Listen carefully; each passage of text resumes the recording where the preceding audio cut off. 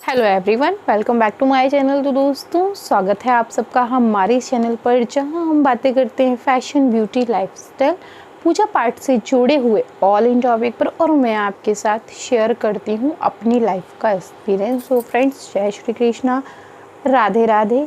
कैसे हैं आप सब? आशा करती हूँ ठाकुर जी की कृपा से आप सभी लोग अच्छे होंगे। मैं भी बिल्कुल ठीक हूँ। और आज का वीडियो जो है वो कुछ अलग है। मेरी ही बात का वीडियो कह लीजिए, या ये कहिए कि आप लोगों की रिक्वेस्ट थी।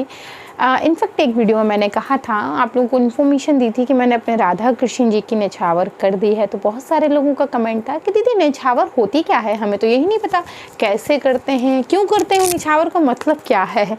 तो देखिए, हम लोग अपने जीवन में और आधुनिकता में इतना आगे बढ़ गए हैं कि हम जो है अपनी चीज़ों को ही नहीं समझ पाते हैं। संस्कृति जो है वो धीरे धीरे समाप्ति करते जा रहे हैं अपनी तरफ से। तो चलिए, कुछ बच्चे थे जिन्होंने सवाल पूछा। जैसे कि मैं हमेशा बोलती हूँ कि हमारे चैनल पर बच्चे भी हैं। हमारे चैनल पर 8 साल से 20-22 साल तक के बच्चे मिल जाएंगे आपको।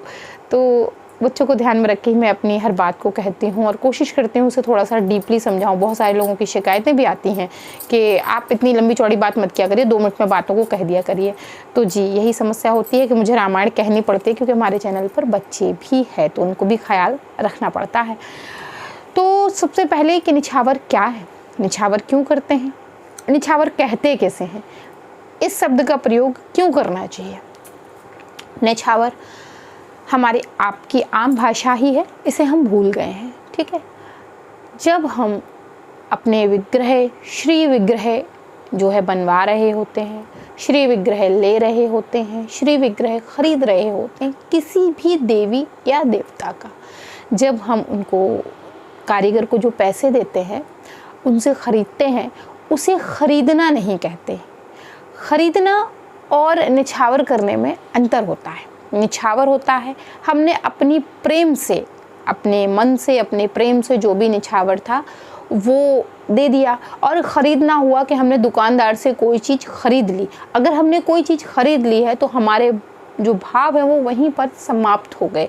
अब भक्त और भगवान के भाव नहीं रहे। हमने एक चीज़ खरीदी और उसे हम अपने घर ले आए। ठीक है, इसीलिए आपने ध्यान दिया हो, शादी में, विवाह में, कोई भी मांगलिक कार्य में, ठीक है, वैदिक कार्य और मांगलिक कार्य दोनों अलग अलग हैं। मैं कभी इस पर डिटेल विधि में वीडियो बना दूंगी। आज मैं आपको थोड़ा सा संक्षिप्त में समझाऊंगी। तो जैसे कि मांगलिक कार्य, हम जब किसी बच्ची का या बच्चे का विवाह हो रहा होता है तो अक्सर ऐसा दिन हम लोगों ने देखा होगा कि कुछ जो घर के बड़े बुजुर्ग रहते हैं वो उनके सर से पैसे घुमाकर और दे देते हैं। जैसे कि बगल में शादी ब्याह में नाई खड़े रहते हैं, नाउन खड़ी रहती है, और कभी कभी किन्नर भी आते हैं शादी विवाह में, तो वो पैसे हम उन्हें देते हैं, उसे हम निछावर कहते हैं। तो जब हम श्री विग्रहों को अपने घर ला रहे होते हैं, उनकी जो भी निछावर देते हैं उसे खरीदना नहीं बोलते। वो जो भी हम कीमत अदा करते हैं उसे निछावर बोली जाती है, क्योंकि हम उसे खरीद नहीं रहे हैं। भगवान को खरीदने वाले हम और आप होते ही कौन हैं। देखिए, भाव कैसे परिवर्तित होते हैं इन्हें समझिए। एक दुकानदार बहुत सारी मूर्तियां बनाते हैं। अगर मैं आपको एक बात सच्चाई की बताऊं तो आप लोग आश्चर्य में पड़ जाएंगे। जो पीतल की मूर्तियां बनती हैं, अलीगढ़ में बहुत सारे मुस्लिम परिवार हैं जो राधा कृष्ण, लक्ष्मी जी, विष्णु जी, शिव जी, पार्वती जी, इन सब की मूर्तियां बनाते हैं। तो खैर काफ़ी काम वहाँ बढ़ गया है। नहीं तो अगर पुराने आप बात करें तो वहाँ के पुराने बहुत से ऐसे मुस्लिम परिवार हैं जो भगवान की मूर्तियाँ बनाते हैं। अब लोगों ने धीरे धीरे व्यापार बढ़ गया तो और भी लोगों की हो गई है, लेकिन उनके लिए सब मूर्तियों में भगवान नहीं होते हैं। अगर आप कोई भी एक व्यक्ति अगर वो मूर्ति बना रहा है, वो पीतल की बना रहा है, पत्थर की बना रहा है, अगर वो सब मूर्तियों में भगवान देखने लगेगा तो फिर वो खाएगा क्या? वो तो भगवान को फिर बेच ही नहीं पाएगा। तो हर व्यक्ति का, आप किसी भी दुकान में जाइए, जो वस्त्र बेचते हैं भगवान के उनके पास जाइए, जो विग्रह देते हैं उनके पास जाइए, उन सब के यहाँ जब आप ध्यान से एक चीज़ देखेंगे कॉमन, तो वो आपको ये दिखेगी कि उनका भी एक छोटा सा मंदिर होता है। वहाँ पर श्री विग्रह की तस्वीर, श्री विग्रह का जो है वो आकार जो भी है सब वहाँ एक अलग से लगा रहता है, क्योंकि उन्हें भी अपना पेट चलाना है। अगर हर मूर्ति में भगवान देखेंगे तो बेचेंगे। इसीलिए आपने ध्यान दिया हो तो हर दुकानों में एक मंदिर अपना अलग होता है। उनकी जो देवी देवताओं में मान्यताएं होती हैं वो उन्हें रखते हैं और उन्हीं की पूजा करते हैं। और जब हमारे भाव इतने परिवर्तित होते हैं तो वहाँ हम ये नहीं कह सकते कि हमने मूर्तियाँ खरीद ली या हमने मूर्ति का एडवांस दे दिया या हम मूर्ति बनते हुए देख रहे हैं। इसीलिए भगवान को जब तक हम दुकान पर नहीं पहुँचते हैं तब तक मूर्ति मूर्ति मूर्ति मूर्ति कहते हैं। वो जैसे ही हमारे घर आते हैं ये भाव परिवर्तित कर लेने चाहिए, वो श्री विग्रह हो जाते हैं। हम अपनी आस्था के केंद्र को एकत्रित करने के लिए एक श्री विग्रह को जो है घर लाते हैं, उनकी पूजा करते हैं। बहुत सारे लोग तस्वीर भी रखते हैं, बहुत सारे लोग विग्रह भी रखते हैं।